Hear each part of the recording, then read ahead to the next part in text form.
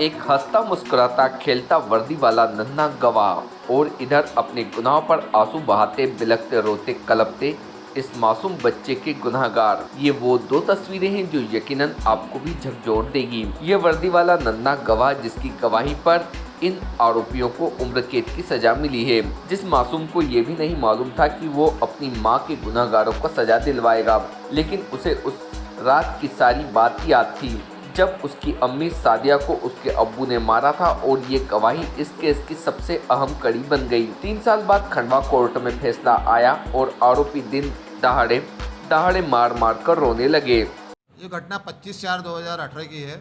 इसमें सादिया भी मृतिका थी, मतलब उसको उसके ससुराल में ही वो थी उस समय, और घर पर मतलब एक सम्मिलित परिवार में निवास करती थी। 25/4/18 को रात्रि में उसको दिन में भी रात में मतलब उसके साथ मारा गया, उसके पति द्वारा डंडे से भी मारपीट की गई थी। और इसके पश्चात रात्रि में उसके साथ ये घटना की केरोसिन उस पर डालकर मतलब माचिस से जला दिया गया था उसको, जिसमें एक उनका पुत्र था जो लगभग 2.5-3 साल का पुत्र था। उसके मेन चश्मदीद गवाह था, उसके साक्ष्य के आधार पर मतलब कि उसके द्वारा बताया गया था माननीय न्यायालय में कि भाई उसको डंडे से मेरी माँ को मारा गया था। इस कारण से उसकी और उस पर पानी डालकर, उसने पानी बोला था, पानी डालकर मतलब उसको माचिस लगा दी गई थी, जिससे कि उसकी मृत्यु हो गई, मतलब उसको जला दिया गया था। उसमें 5 आरोपीगण हैं।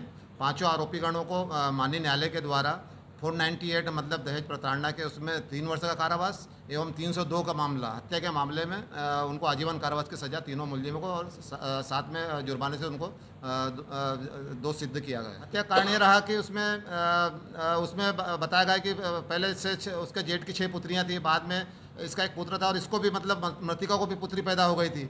इस कारण से घर वाले इससे मतलब वो रखते थे, उस पर ज़्यादा मानसिक एवं शारीरिक रूप में प्रताड़ना के कारण ही मतलब उस पर ये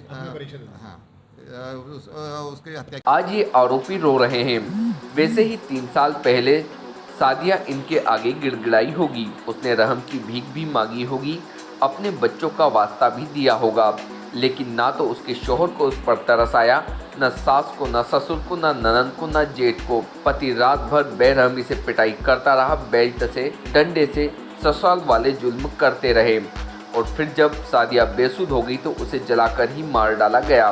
खंडवा के 16 खोली क्षेत्र में 25 अप्रैल 2018 को इस वारदात को अंजाम दिया गया था। इस मामले में सादिया के ससुराल वाले पुलिस को गुमराह करते रहे, लेकिन सादिया के 2.5 साल के मासूम बेटे की गवाही ने इस केस को ही पलट कर रख दिया, जिससे पुलिस वाला बन जज को बताया, अब्बू ने अम्मी को पानी केरोसिन डालकर जला दिया।